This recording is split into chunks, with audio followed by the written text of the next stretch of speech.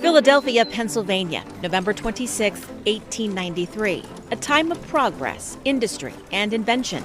And a time where one man who would later make an enormous impact on New Mexico was born. William Howard Schuster was the second of 3 children. As a middle child, he was mischievous, often getting into trouble. There are lots of accounts where he got in trouble with his parents, then he almost burnt down the house. Always finding ways to experiment with things, especially fire. He had tried to create words using lamp oil, but he did it indoors. So he was always in trouble for playing with fire. He was fascinated with it. By the time he went to college, Schuster's interest for invention was going strong. While studying electrical engineering, he also began to develop an interest in art. So I went over action sketch class on Monday evening, and first thing you know, I found myself going every available moment, and that's where I got started. But then, the world changed.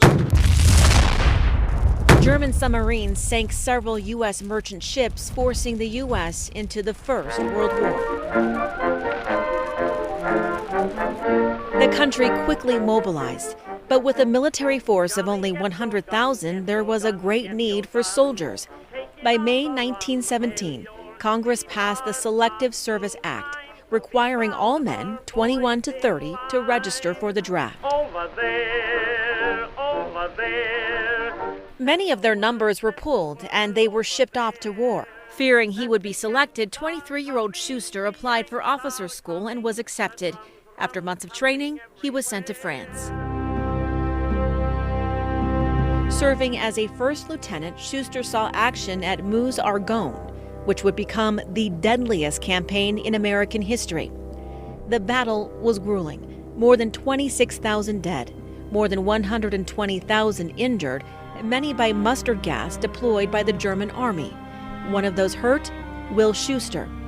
2/3 of his lungs were damaged, and he was sent back to Philadelphia in May 1919.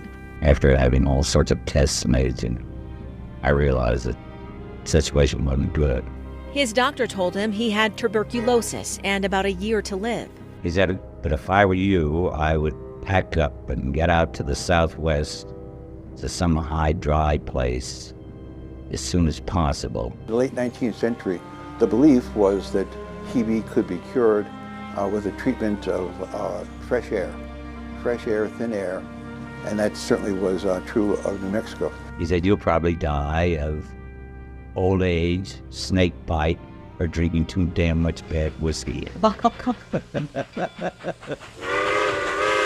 Within weeks, Schuster hopped on a train and headed to New Mexico. I arrived March 3rd, 1920. I came out here to die. His story was that he came to Sunmount, and he really didn't think he had a future. Sunmount was one of the state's first sanatoriums located in the foothills of Santa Fe. It was one of 55 tuberculosis or TB treatment centers in New Mexico. During this time, TB was a leading cause of death in the U.S. Thousands were coming to the Southwest hoping for a cure. The doctors liked them to come in early stages of TB. And when they did that, there was a much better chance of them surviving.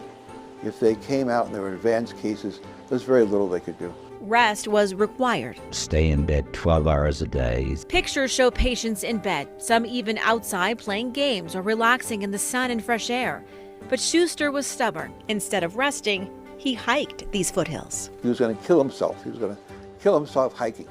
Instead, it made him stronger, and he recovered. There was that idea during the time that you shouldn't leave the place where you healed, or you would get sick again. So a lot of these creative individuals found themselves kind of stuck in Santa Fe. And over time, they began to develop the arts community that we found here. So we really have them to thank for kind of creating the bedrock of what we know as Santa Fe's art culture today.